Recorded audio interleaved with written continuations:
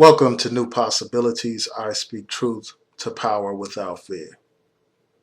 I want you all to check out this interview with Bernie Sanders, and he's being asked about the issue of reparations. After you check out that video, I'm going to provide further commentary. A lot of African Americans are starting to call for reparations for the many years of stolen labor through slavery. Is that something that you would support as president? No, I don't think so. I think it would be, first of all, its likelihood of getting through a Congress is nil. Second of all, I think it would be, very divisive. I think the real issue is when we look at the poverty rate among the African American community, when we look at the high unemployment rate within the African American community, the incarceration rate within the African American community, we have a lot of work to do. So I think what we should be talking about is making massive investments in rebuilding our cities, in creating millions of decent paying jobs, in making public colleges and universities tuition free, and working on child care. Basically, targeting our federal resources to the areas that it is needed the most, and where it is needed the most are in impoverished communities, often African American and Latino. So, in response to that interview, Ta-Nehisi Coates wrote an article in The Atlantic basically challenging Bernie Sanders. The article points out how Bernie Sanders is hypocritical to some degree. Bernie Sanders shoots down the idea of reparations by saying that it's unlikely to pass through Congress. And he also talks about how it's divisive. And in Coates' article, he basically points out how the same can be said about Bernie Sanders. One can assert that much of Bernie Sanders' ambitious legislative agenda is unlikely to be passed by Congress. His idea of single-payer healthcare system, that's unlikely to be passed, one can argue. And in fact, I think that this is something that Hillary Clinton has brought up in her campaign. She's pointed out how Bernie Sanders has introduced several of his legislative items before Congress on many occasions, and many of them haven't even received a second sponsor in the Senate, and none of them have been passed into law. So clearly, one can say that much of his agenda is unlikely to pass through Congress. So based on that alone, one can say the same thing about Bernie Sanders. So how can he criticize the idea of reparations based solely on practicality and pragmatism? And this is part of the reason why his assertions are so disappointing, because this is a man who looks beyond pragmatism and moderation. He's a man that appears to have vision, appears to have progressive ideas that aren't tied down to this notion that you only put forth things that have a chance of being passed through Congress. So it's disappointing to hear him shoot down the idea of reparations based on something that applies to his own agenda. Also, he talks about how reparations is divisive. And in this article, Ta-Nehisi Coates points out how one can argue that just being a socialist is divisive. The label socialist is divisive. As we have seen, the Republicans have tried to label President Obama as a socialist. And that term has been a polarizing term. It's a term that has been divisive, and we see that every day. So for Bernie Sanders to talk about how reparations would be divisive, it's just hypocritical, because just being a socialist is divisive by itself.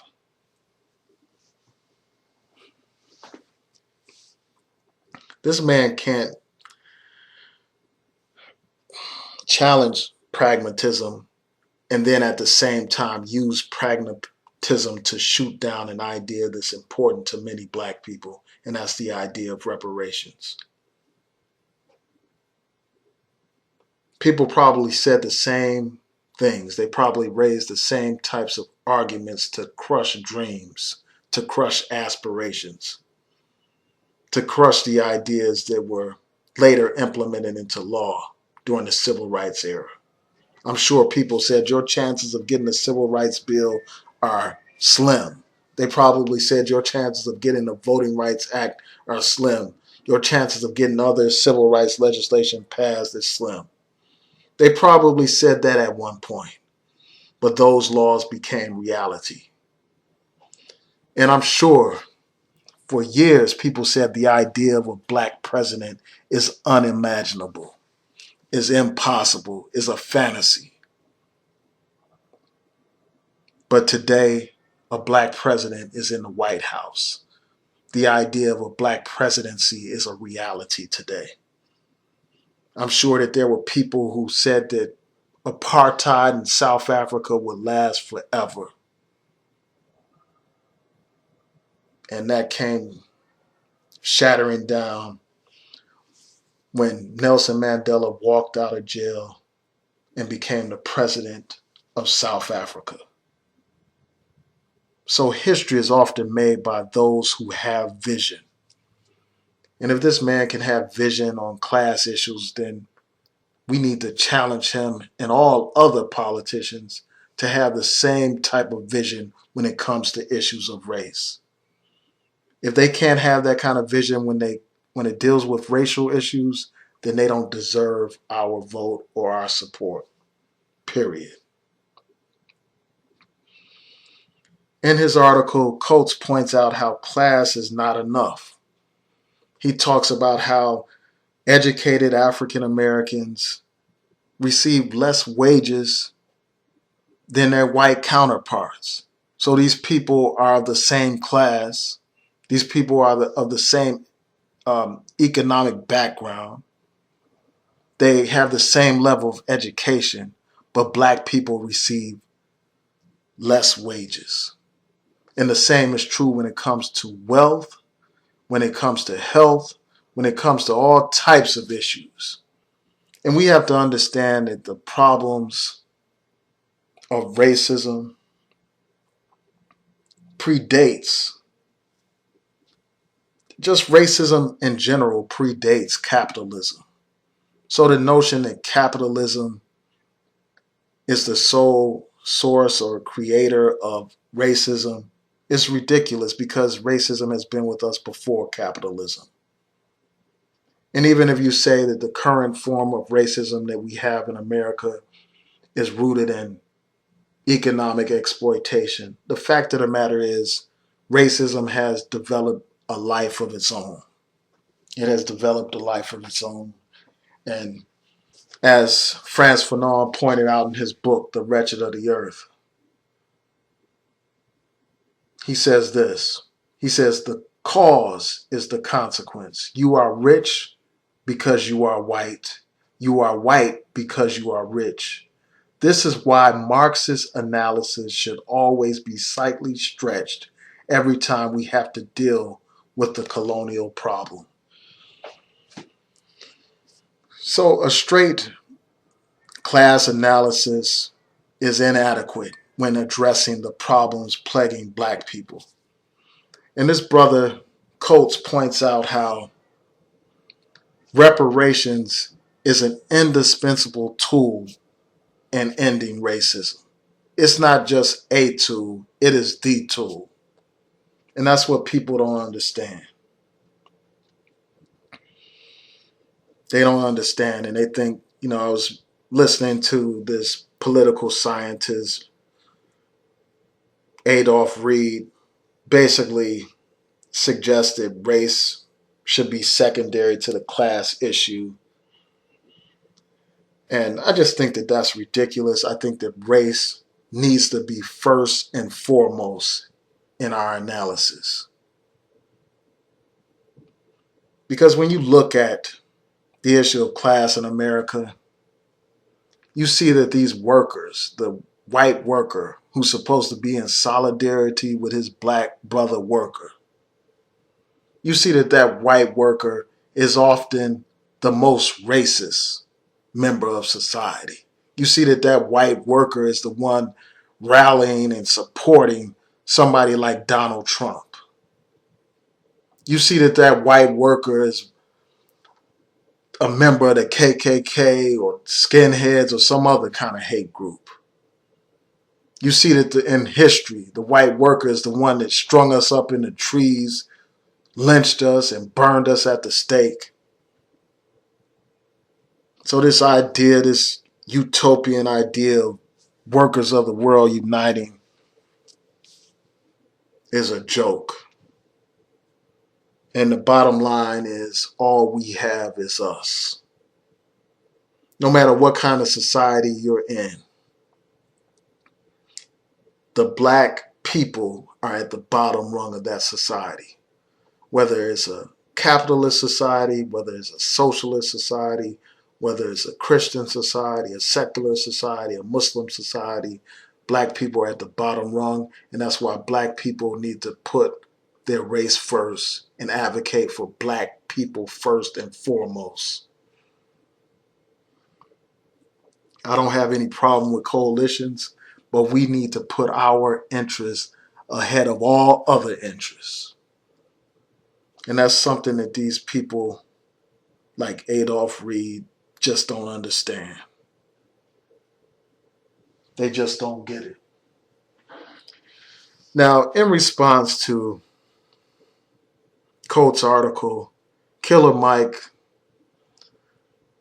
went on Twitter and he sent out a lot of tweets criticizing Coates. And I'm going to go through some of the criticism that he raised and respond to some of the things that he said. First of all, he pointed out how no one asked President Obama about his position on reparations. He also points out how Bernie Sanders is being singled out for criticism dealing with this issue of reparations. And he's basically saying that that's unfair and that that's wrong to do. He's basically pointing out how many politicians do not support reparations. Politicians like Hillary Clinton and all those Republicans. So he's basically saying that it's wrong to just point out Bernie Sanders. And I'll just respond by saying this. You know, he is correct. Many of these politicians oppose reparations. You know, Obama opposes reparations. Hillary Clinton opposes reparations. And just about every mainstream politician, for the most part, opposes reparations.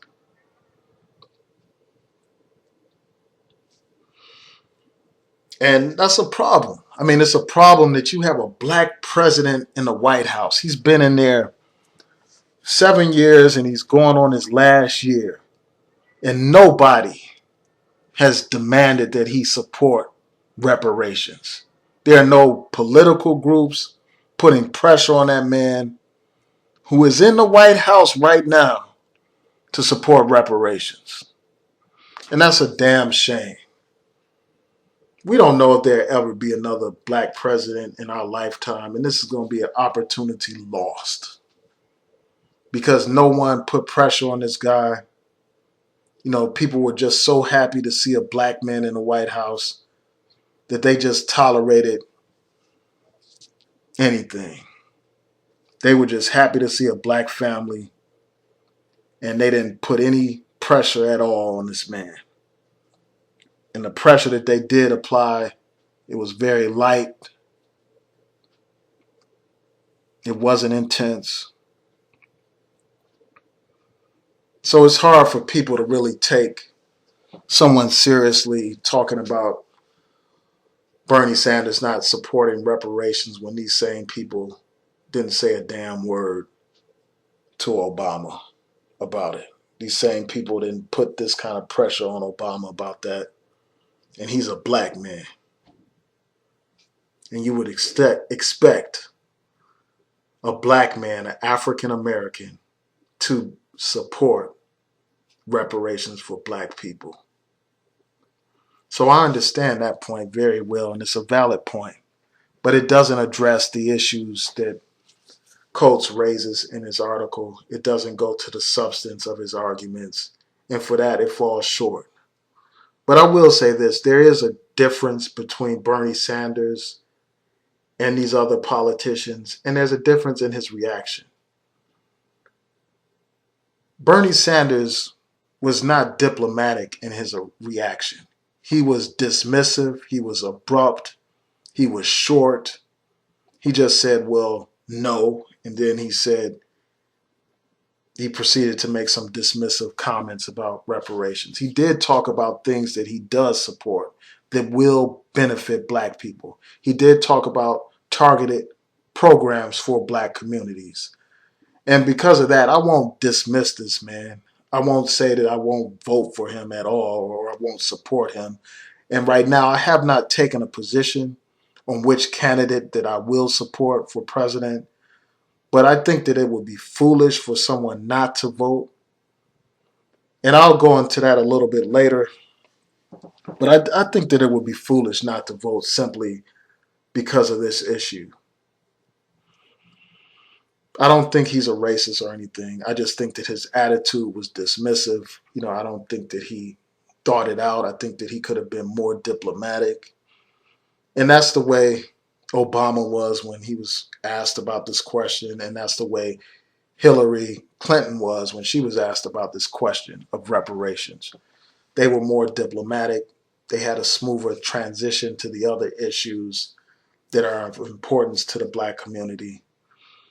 And that's something that Sanders lacks. He lacks that kind of grace.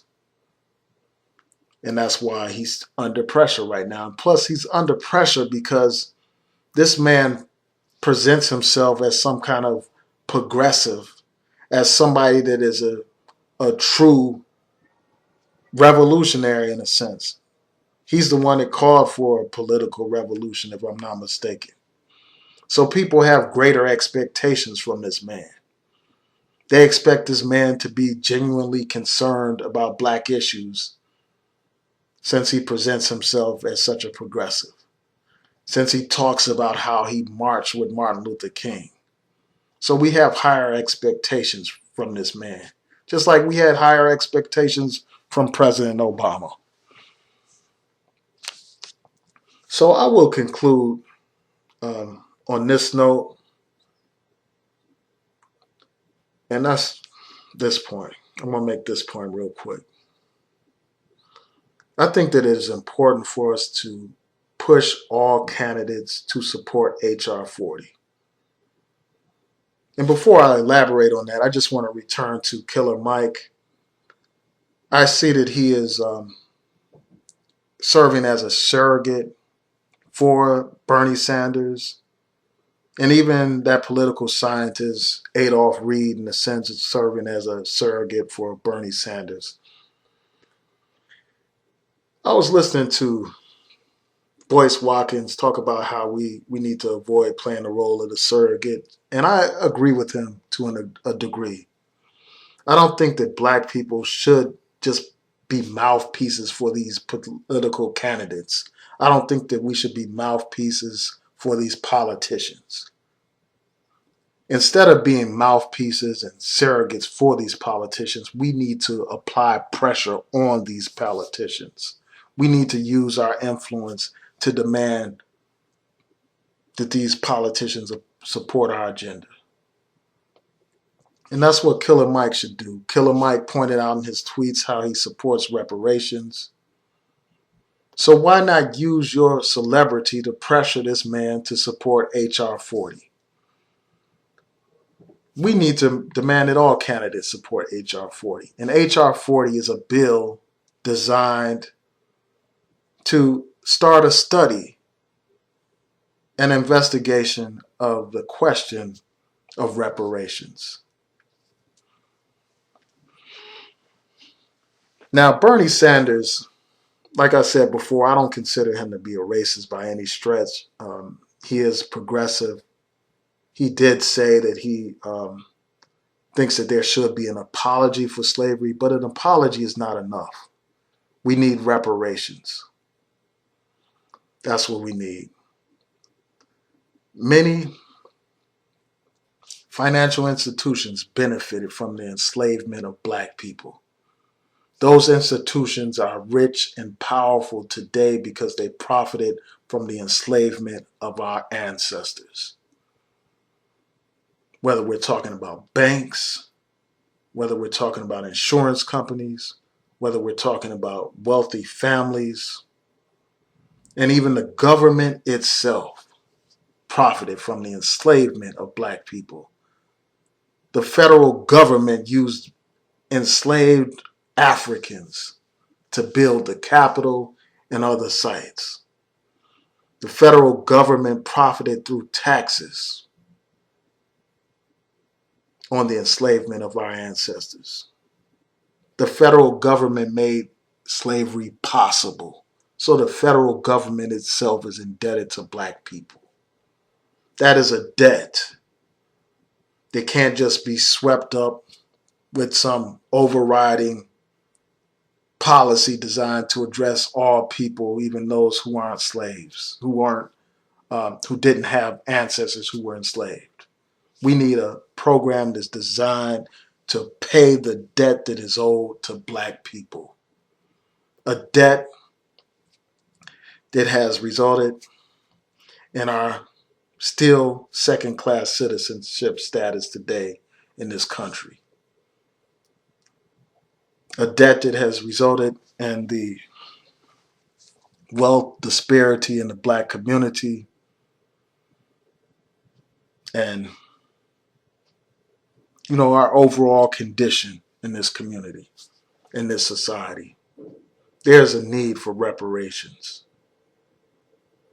So we need to demand that all politicians support this idea, support H.R. 40.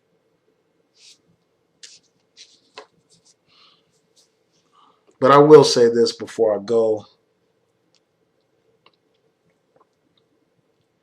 As important as this issue is to me, I think that while we push these politicians to support H.R. 40, upon further reflection, I'll just say this. I don't think we should allow this one issue to make us decide not to vote in federal elections. There's too much at stake. Of course, politics matter on the local level.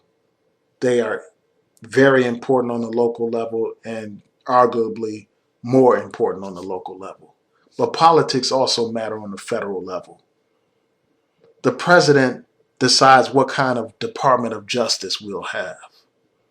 The president appoints judges on the Supreme Court and on the lower federal courts.